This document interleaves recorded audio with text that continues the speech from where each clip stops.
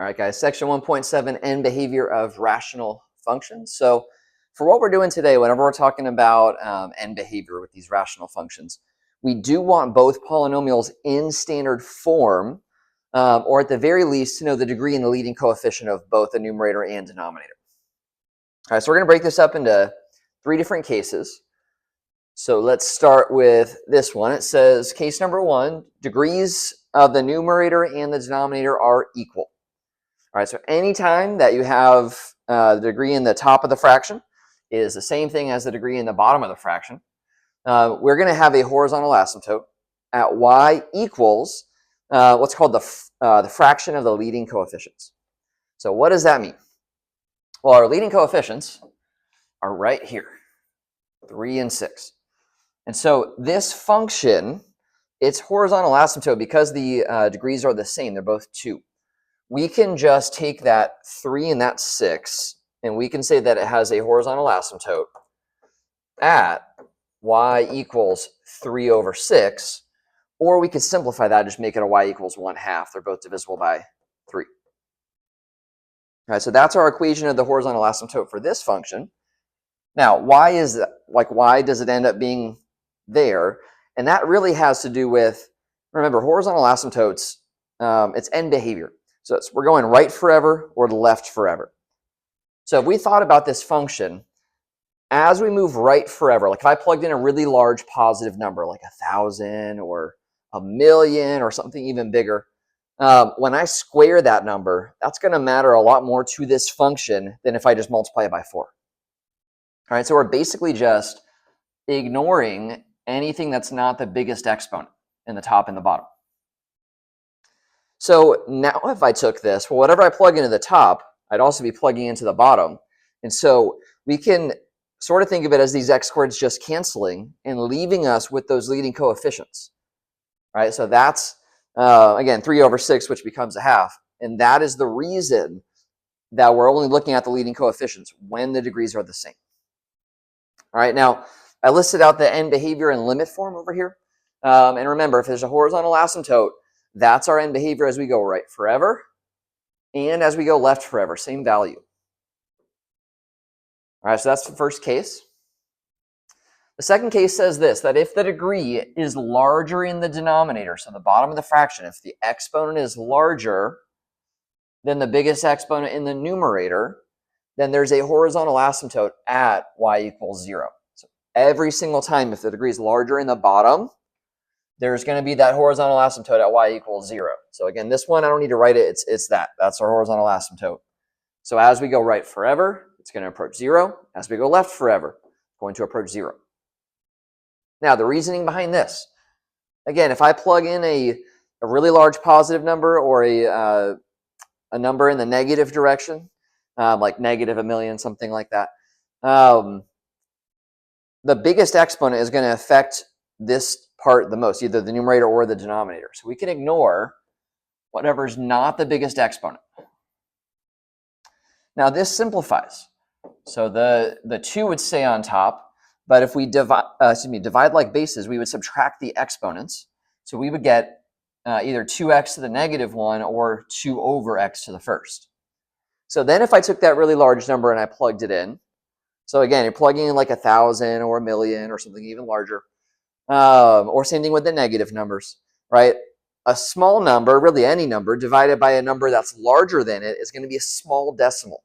So the bigger this number is right here, the closer it's getting to infinity, this fraction is going to give us a decimal that's really, really close to 0, right? If we were to keep going, we'd come up with some really small decimal.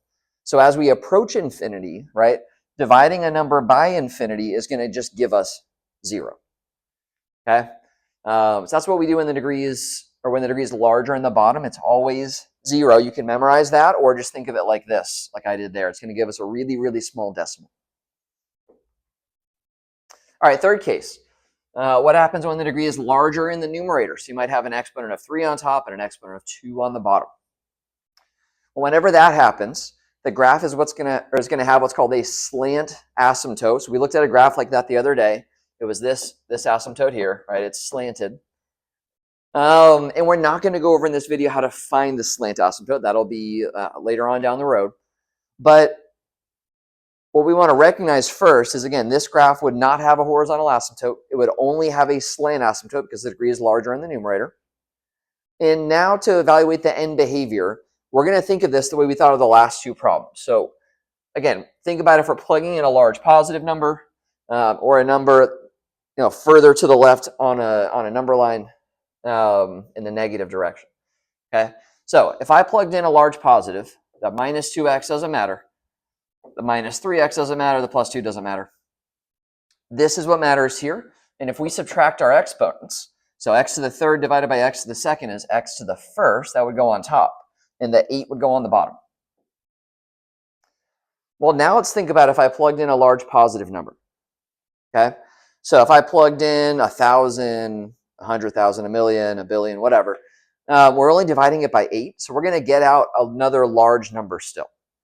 Okay, so the bigger the number that we plug in, like if I think about if I could actually plug in infinity for x, dividing infinity by 8 is still infinity. It's still a large, large, large number. And so our y values are just going to approach infinity as x is approaching positive infinity. Now, as x approaches negative infinity, if I plugged in a large number in the negative direction, so negative infinity over 8, well, that would still be a negative infinity. All right, really, as long as we only have an exponent bigger than 1, which, by the way, that has to be the case for it to be considered a slant asymptote. The degree has to be larger by 1. If both these are positive here, right, or I should say both these are the same sign, then infinity will lead to infinity and negative to negative for a slant asymptote. If they were different signs, so if that was a negative x, right, negative right here, now they would swap, right? So a positive infinity would go to negative, and negative would lead to positive, okay? And if that doesn't make sense, we'll do some in class that are like that, and you guys will kind of pick up on the pattern there as we go through it. All right, lastly, so we're going to find the horizontal asymptote here, but it's not in standard form, at least the numerator is not. So it's in factored form. So we need to figure out the degree and the leading coefficient. All right, so in the denominator, we got a degree of 2, leading coefficient of 1. But in the numerator, we have to think through, if we were to expand this out, if we were to distribute, what would be the biggest exponent in the top? Well, that would come from this negative 3x times x. That would give us negative 3x squared.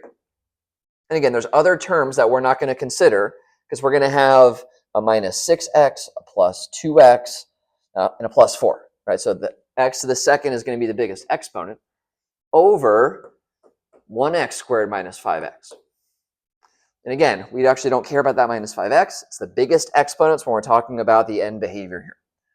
All right, so what case is this now that it's in standard form? Well, this is the degrees are the same. And whenever the degrees are the same, it's like they cancel. And we're just left with the fraction of the leading coefficient. So negative 3 divided by 1, which just gives us negative 3. All right, so that is it for this. Again, we'll do tons of practice in class, and we will make sure we get this before moving on to 1.8. Stay flawless.